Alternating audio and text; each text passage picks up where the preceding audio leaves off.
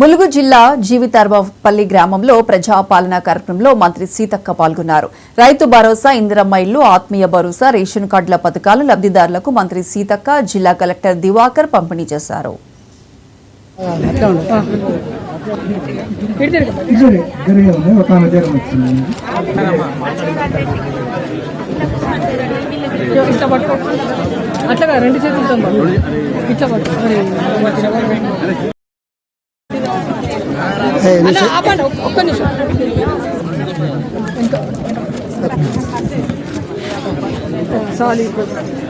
మంగపేటలో పురడి పెళ్లి అవుతుంది.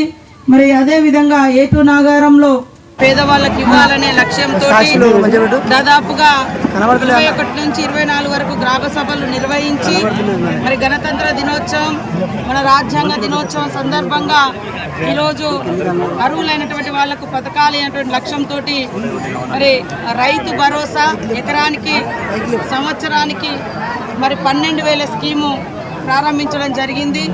అదేవిధంగా ఇందిరమ్మ ఆత్మీయ భరోసా కింద కూలీలకు మరి రోజు కూలీకి పోయేటువంటి పేదవాళ్లకు, ఉపాధి హామీ కూలీలకు మరి 12,000 రూపాయల సంవత్సరానికి, అదేవిధంగా రేషన్ కార్డు లేనటువంటి కుటుంబాలకు అర్హులైనటువంటి వారికి కూడా రేషన్ కార్డ్స్, ఇందిరమ్మ ఇండ్లు కూడా 5 లక్షలతోటి ఇచ్చే పథకాన్ని ఈరోజు ప్రతి మండలంలో ఒక ఆదర్శవంతమైనటువంటి గ్రామంగా సెలెక్షన్ చేసి మరి అక్కడ ఈ పథకాన్ని వర్తింపజేస్తూ ఈరోజు వారందరికీ కూడా వాళ్ళ పేర్లు చదివి వాళ్లకు సంబంధించినటువంటి అర్హత పత్రాలను కూడా ఇవ్వడం జరిగింది.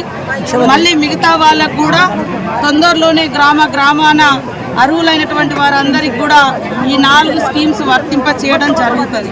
దయచేసి కొన్ని కుట్రలు, కుతంత్రాలు, ప్రతిపక్షాలు ఈ యొక్క గొప్ప కార్యక్రమాన్ని విచ్ఛిన్నం చేయాలని అక్కడెక్కడ డిస్టర్బెన్స్ చేస్తే అలా లబ్ధిదారులకు అన్యాయం జరుగుతుంది.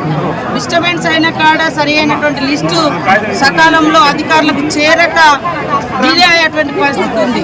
కాబట్టి మరి సహకరించేటువంటి ప్రతి గ్రామంలో 9 పేర్లు రాక ఇబ్బంది ఉన్నటువంటి ఉన్నాయి. వాటి కోసం కూడా